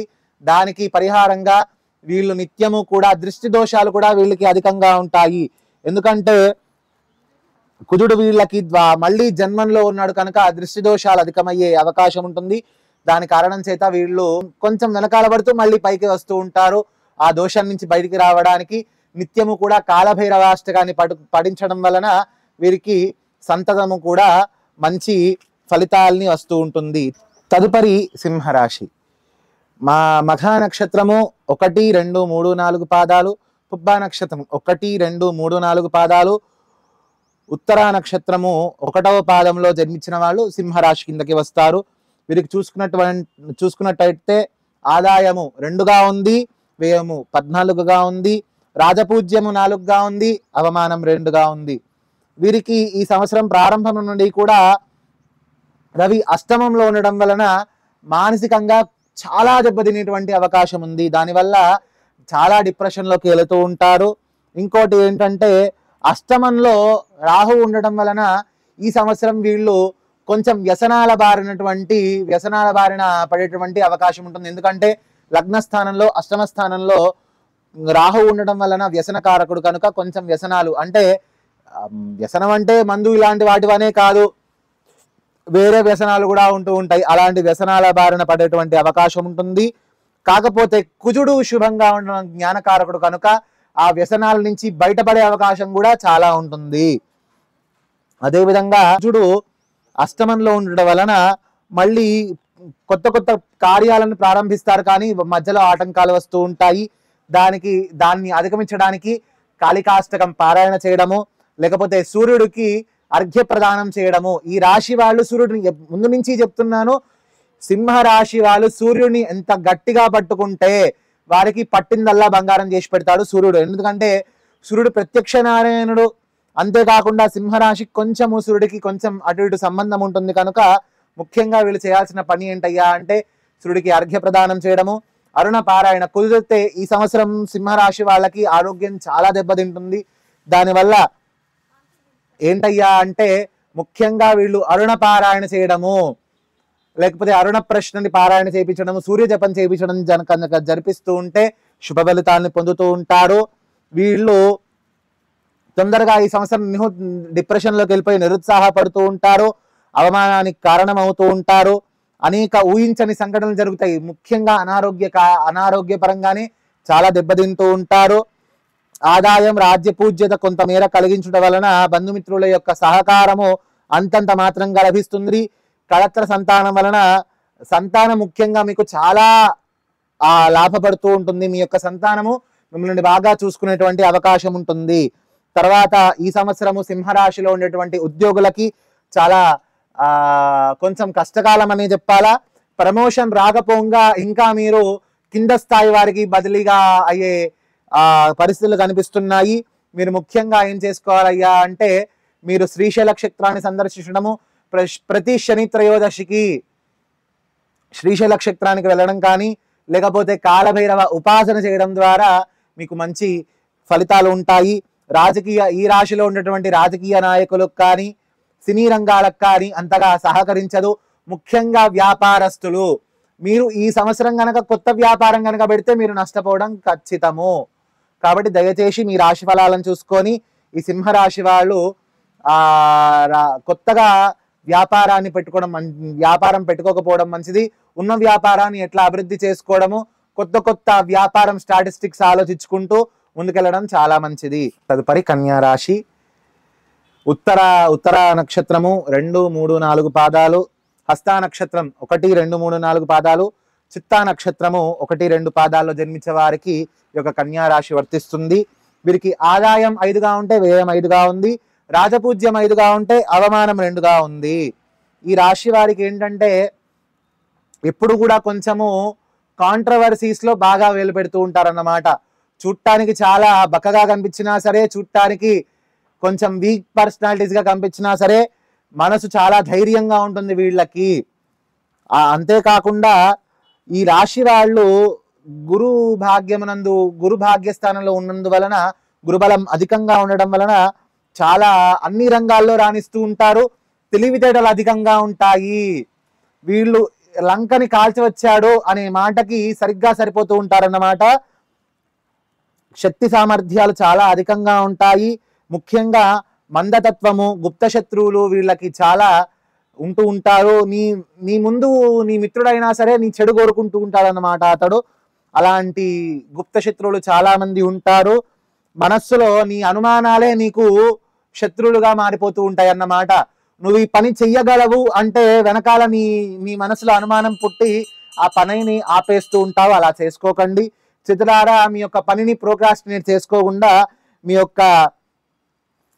యొక్క సంకల్పానికి దైవ బలాన్ని తోడు చేసుకొని మీ యొక్క కార్యసిద్ధిని చేసుకోగలరాను చెప్తున్నాను. ఈ యొక్క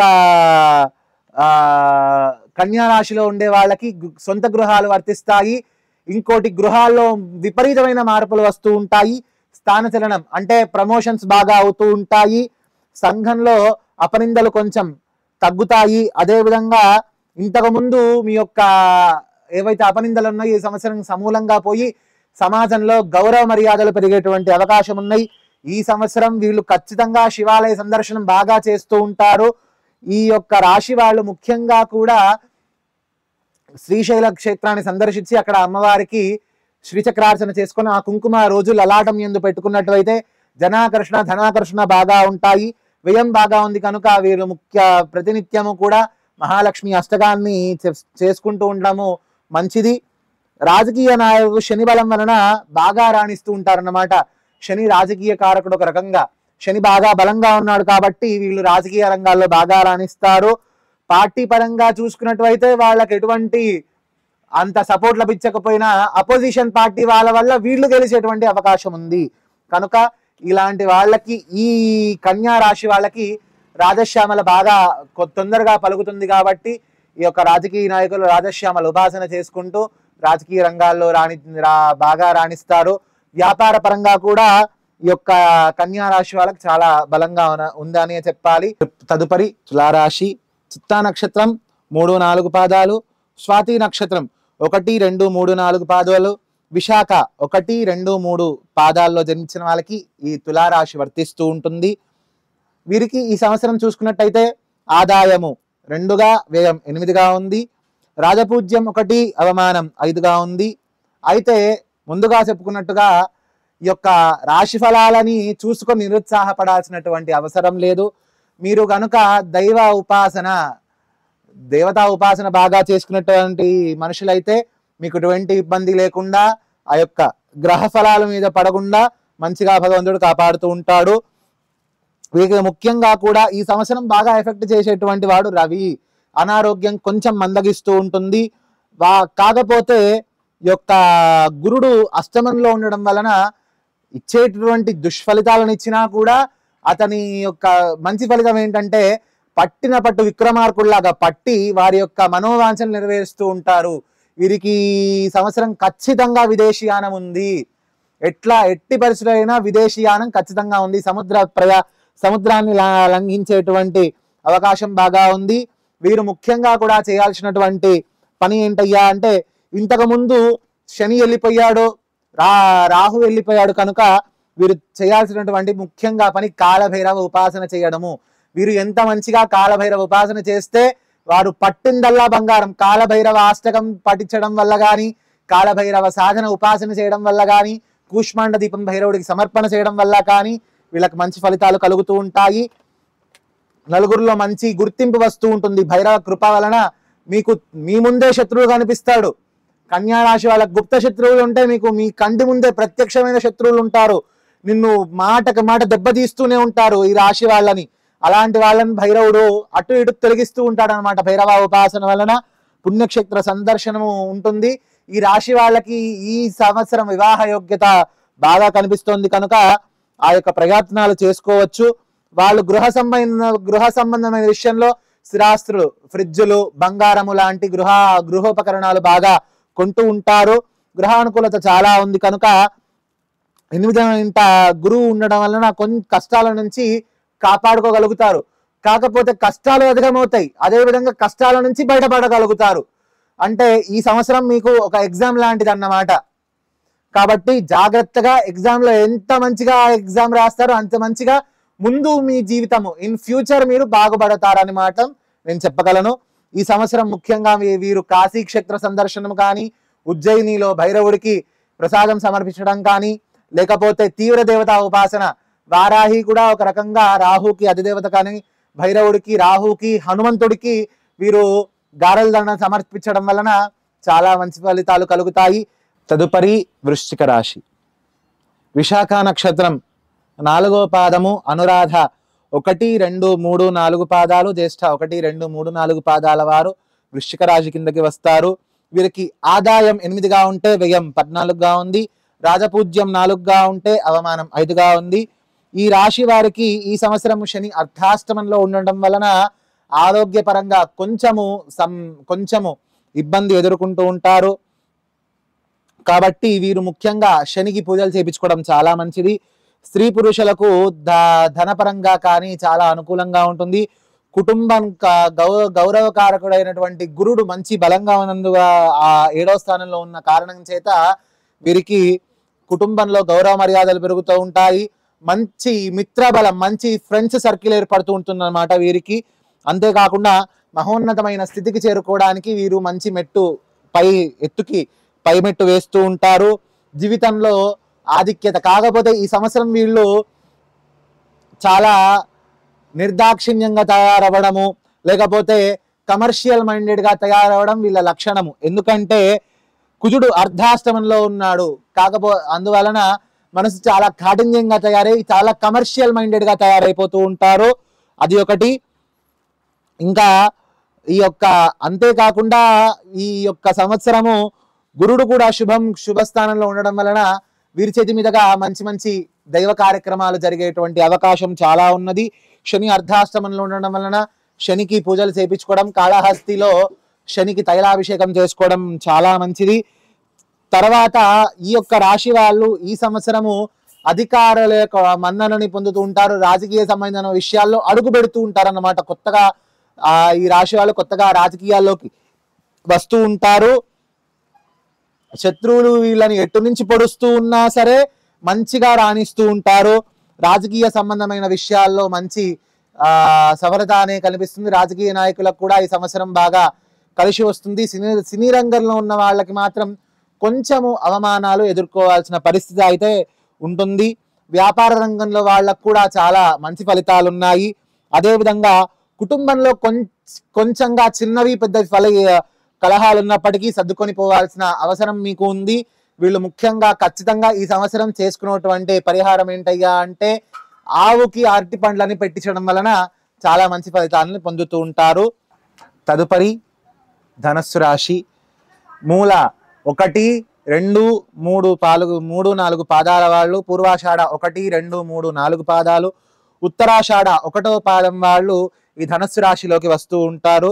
వీరికి ఆదాయం 11గా ఉన్నట్టయితే వ్యయం 5గా ఉంది, రాజపూజ్యం 7గా ఉన్నట్టయితే అవమానం 5గా ఉంది. కాబట్టి వీళ్ళకి ఈ సంవత్సరం చాలా అనుకూలమైన పరిస్థితే ఉండాలా. ఎందుకంటే గత 3-4 సంవత్సరాల బట్టి వీళ్ళకి చాలా ధనాదాయం అంతగా లేనప్పటికీ ఖర్చులు బాగా ఉన్నాయి. లోకంలో వీళ్ళకు కూడా పరువు ప్రతిష్టలు చాలా కోల్పోయినటువంటి పరిస్థితిలో ఉన్నారు. కానీ ఈ సంవత్సరం వాళ్ళు ఇంతకు ముందు ఎంత పోగొట్టుకున్నారో ఈ సంవత్సరం దానికి రెట్టింపు సంపాదించే అవకాశం కూడా ఈ సంవత్సరం చాలా కనిపిస్తూనే ఉంది. గురు 6 స్థానంలో, రాహువు కేతువు 4-10 స్థానాల్లో ఉండడం చేతను శని శని చాలా మంచి స్థానంలో ఉండటం చేత వీళ్ళు అన్ని రంగాల్లో చాలా మంచిగా రాణిస్తారు. మీరు ఈ రంగము ఆ రంగం అనే కాకుండా ప్రతి రంగంలో మీరు ఒక వ్యాపారం పెట్టుకోదలుచుకుంటే వ్యాపారం పెట్టుకోవచ్చు. సినీ రంగాల్లో మంచిగా రాణిస్తారు. ఉద్యోగంలో కూడా మంచి బదిలీలు ఉంటూ ఉంటాయి. కాకపోతే శని అంతగా యోగించడం కారణం చేత సేమ్ స్థాయి అధికారులుగా బదిలీ అయ్యే అవకాశాలు ఉన్నాయి. కానీ ప్రమోషన్కి ఈ సంవత్సరము అంతగా అనుకూలించదు. అదేవిధంగా గురు బలం వలన మీ అప్పులు కూడా బాగా తీరేటువంటి అవకాశం ఉన్నాయి. మీకు ఇప్పటిదాకా అపకారం ఎవరైతే చేశారో మీకు సానుకూలంగా మారి క్షమాపణ వంటివి చెప్పుకోవడము, వాళ్ళు మీకు అనుకూలంగా ప్రతికూల వాతావరణం క్రియేట్ చేసే మీ శత్రువులు తగ్గి మీకు అనుకూల వాతావరణాన్ని చేసేటువంటి అవకాశాలు చాలా ఉన్నాయి. కాకపోతే మీరు ఈ సంవత్సరం చేయాల్సిందయ్యా ఏంటయ్యే ముఖ్యంగా ఎంత వీలైతే అంత పుణ్యక్షేత్ర సందర్శనం చేస్తూ ఉండాలి. ముఖ్యంగా శ్రీశైలం రాత్రి నిద్ర చేయడము, లేకపోతే శని జపాలు చేయించుకోవడం. ఎందుకంటే శని ఇప్పుడిప్పుడే మిమ్మల్ని వదిలేసి వెళ్ళిపోయాడు. శని ధనకారకుడు. ఎప్పుడైతే శని వదులుతాడో శని ధనకారకుడు కనుక ముఖ్యంగా శనికి పూజలు చేసి గ్రాటిట్యూడ్ చెప్పడం, థ్యాంక్ యూ అని చెప్పడం ద్వారా, అంటే మీరు వెళ్ళి శని దేవాలయాల్లో థ్యాంక్ యూ చెప్పడం కాదు, శనికి పూజలు చేసుకొని మీ యొక్క గ్రాటిట్యూడ్ని శనికి చెప్పుకోవడము. అదేవిధంగా రాజకీయ నాయకులతో ఈ సంవత్సరం మీకు మంచి సంబంధాలు ఏర్పడము, రాజకీయ నాయకులకు కూడా ఉన్నత స్థానంలో మంచి ప్రజానుకూలత, ధనాకర్షణ కలగడం వలన మంచి స్థానంలో ఉంటూ ఉంటారు. మళ్ళీ చెప్తున్నా, మీకు ఈ సంవత్సరం నరఘోష చాలా ఉంది. ఎవరికి? ధనుస్సు రాశి వారికి చాలా నరఘోష ఉంది. వీళ్ళు కాళీ అమ్మవారి దేవాలయాల్ని ముఖ్యంగా సందర్శించుకోవాలా. కాళీ అమ్మవారు అంటే గ్రామదేవత కాళీ వేరు. మహంకాళి దేవాలయం సందర్శనం మంచిదే. కాకపోతే దక్షిణ కాళీ దేవాలయాల సందర్శన వలన చాలా మంచి ఫలితాలని పొందుతూ ఉంటారు.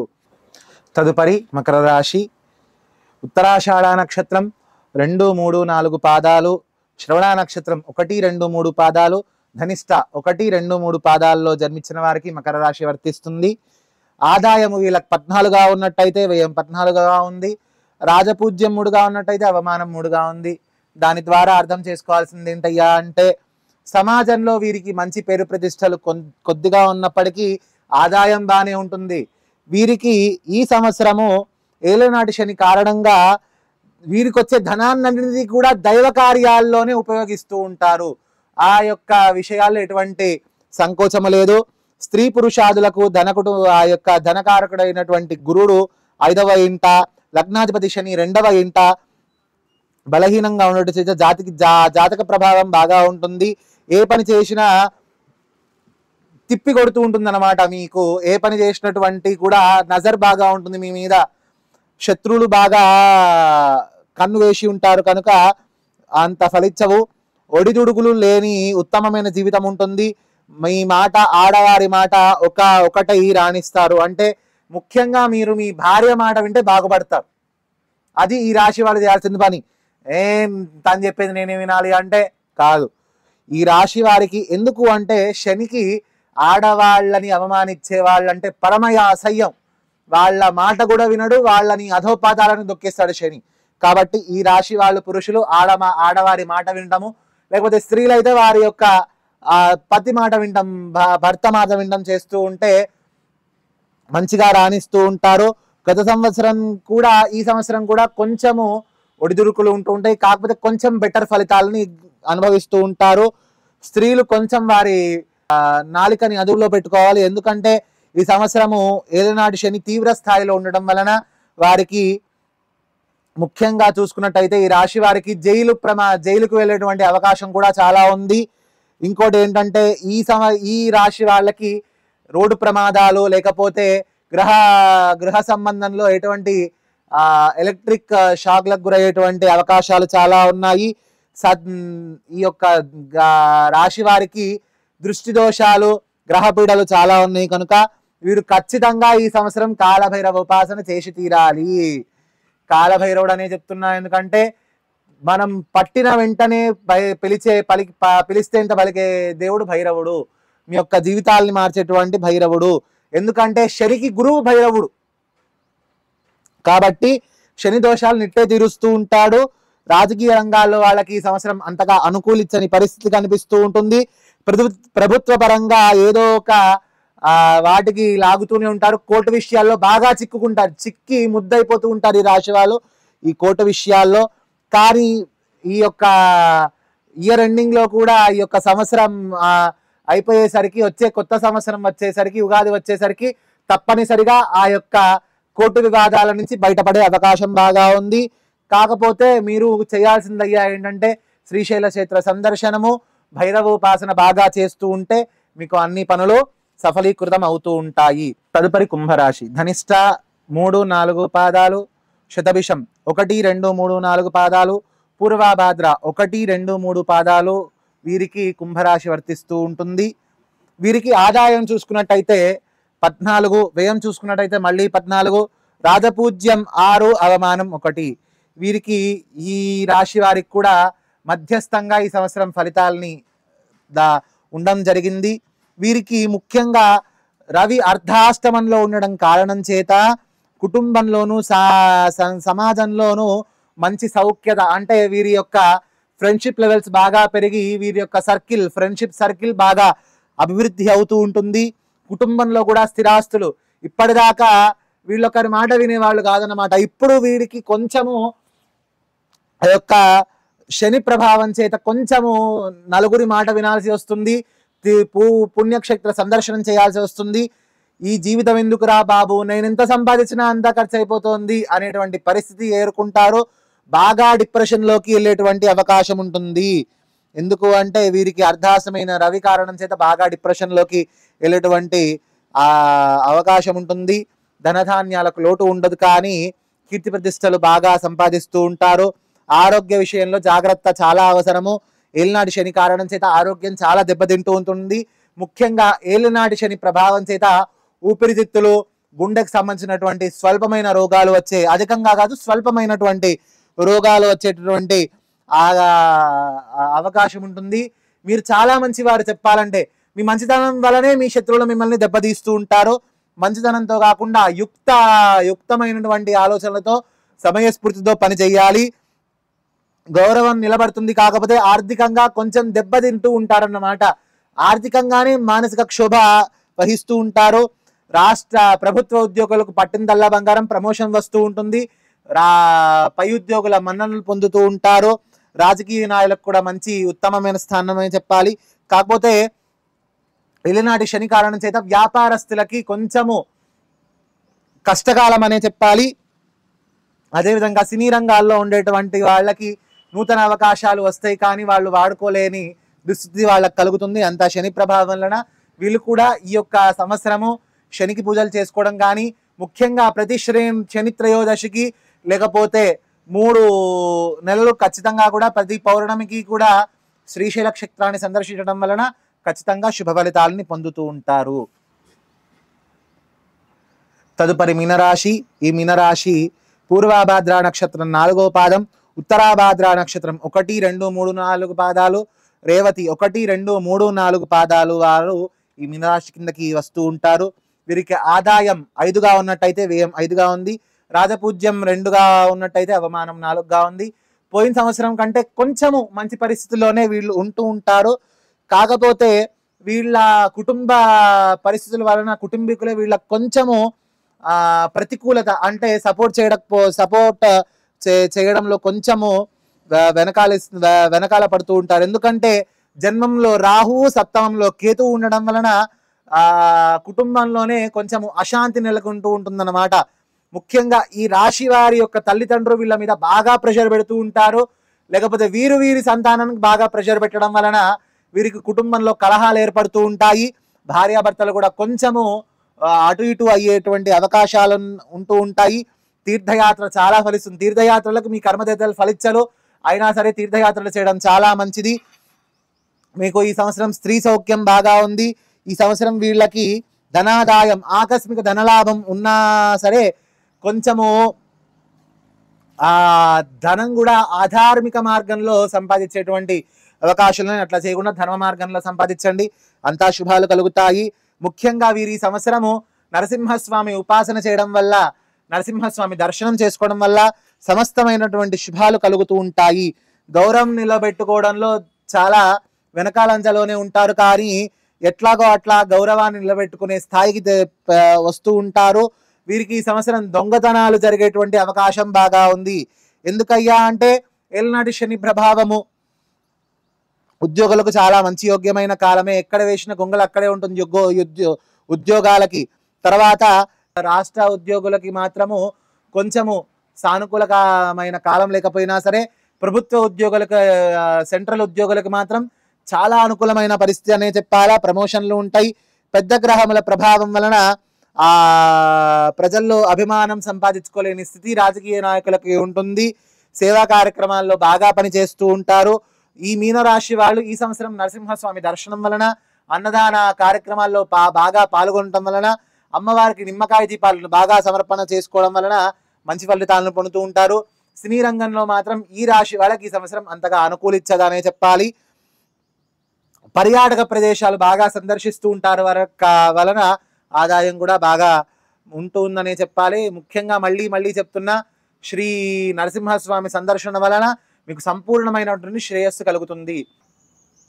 ఆస్తిక బంధువులారా, ఇప్పటిదాకా కూడా మనము పంచాంగ శ్రవణము, పంచాంగం ఎందుకు వినాలి, నవనాథులు, నవనాయకులు, గ్రహణ, పుష్కర, కర్తరి, మూఢ్య నిర్ణయాలు, తర్వాత నక్షత్రపరంగా, రాశిపరంగా కందాదాయ ఫలాలు, ఇవన్నీ కూడా చేసుకున్నాము, నిర్ణయం చూపించుకున్నాము, తెలుసుకున్నాము.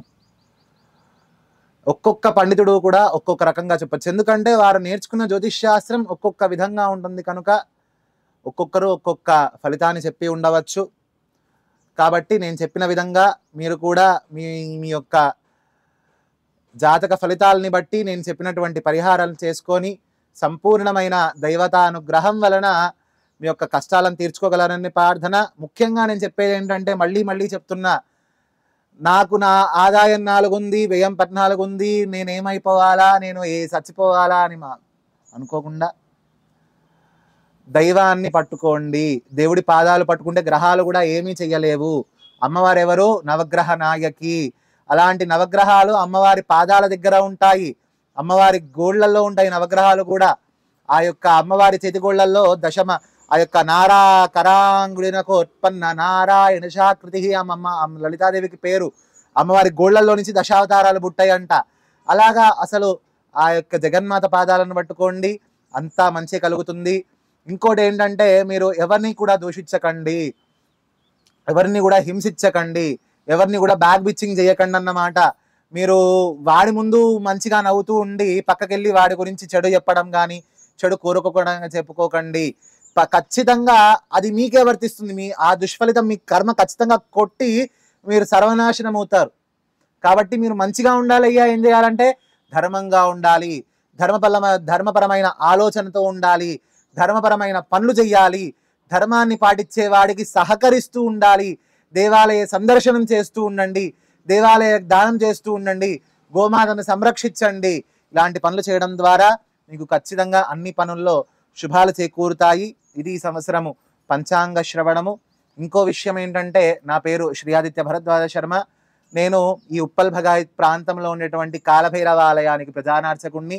ఈ పరిహారాలు కానీ లేకపోతే ఎటువంటి సమస్యలున్నా సరే, నా మీద ఎవరన్నా ప్రయోగం చేశారు, లేకపోతే నాకు శత్రుబాధ బాగా అయిపోయింది, నాకు తీరని ఆరోగ్య సమస్యలు ఉన్నాయి, లేకపోతే మా యొక్క పిల్లలకి గ్రహశాంతులు చేయించుకోవాలి, లేకపోతే ప్రతిష్టలు దగ్గర దుర్గా, నవగ్రహ, చండి, పార్వతి, శివాలయాలు, కృష్ణాలయాలు, అవి వైష్ణవాలయాలు ఏ ఆలయాలు అయినా సరే మేము ప్రతిష్ఠ చేస్తూ ఉంటాము. అదేవిధంగా జాతకాలను పరిశీలించి శశాస్త్రీయ జ్యోతిష్య శాస్త్రం ద్వారా మీకు మంచి ఫలితాలని చెప్తూ దానికి తగ్గ పరిష్కారాలని చేయిస్తూ ఎంతోమంది ప్రజలని మంచి సన్మార్గంలో నడిపించడం జరిగింది. నాకు పర్సనల్గా కూడా జగదంబ అనుష్ఠాన పీఠం అని చెప్పి నాకు ఒక కేంద్రాన్ని ఏర్పాటు చేసుకొని దాంట్లో నలుగురికి కూడా శ్రీ విద్యని ఉపదేశం చేస్తూ శ్రీ విద్య మార్గంలో నలుగురిని నేను తీసుకెళ్లడం జరుగుతూ ఉంది అన్నమాట. కాబట్టి ఎవరికైనా సరే ఎటువంటి జాతక సమస్యలున్నా, ఎటువంటి ఆరోగ్య సమస్యలున్నా, వివాహ సమస్యలున్నా, ఏ సమస్యలున్నా సరే మేము శ్రీ జగదంబ యొక్క పరిపూర్ణమైన కృపాకటాక్ష వీక్షణాలతో వారికి సంపూర్ణమైన మంచి ఫలితాలని గత 7 సంవత్సరాలుగా అందించడం జరుగుతుంది. ఎవరైనా సరే నన్ను సంప్రదించాలనుకుంటే కింద మీకు స్క్రోల్ అవుతున్నటువంటి నంబర్కి నాకు కాల్ చేసినా, కాల్ ఎత్తని పరిస్థితుల్లో నాకు వాట్సాప్ మెసేజ్ చేసినా సరే ఖచ్చితంగా వారి యొక్క టైం తీసుకొని ఓపికతో వారి యొక్క జాతకాలను పరీక్షించి మంచి పరిష్కారాలను చేయడం జరుగుతుంది. దీంతో ఈ యొక్క క్రోధినామ సంవత్సరము అందరికీ కూడా శుభ ఫలితాలను ఇవ్వాలి. శ్రీ కామేశ్వరాంగనలయ మహాకామేశ్వరి లలితా మహాత్రిపుర సుందరి కృపాకటాక్ష వీక్షణాలతో అందరికీ యొక్క సంపూర్ణమైన మంచి ఫలితాలను ఇవ్వాలి అని చెప్పి చివరిసారిగా ఆ యొక్క జగదంబ నామస్మరణతో ముగిద్దాము.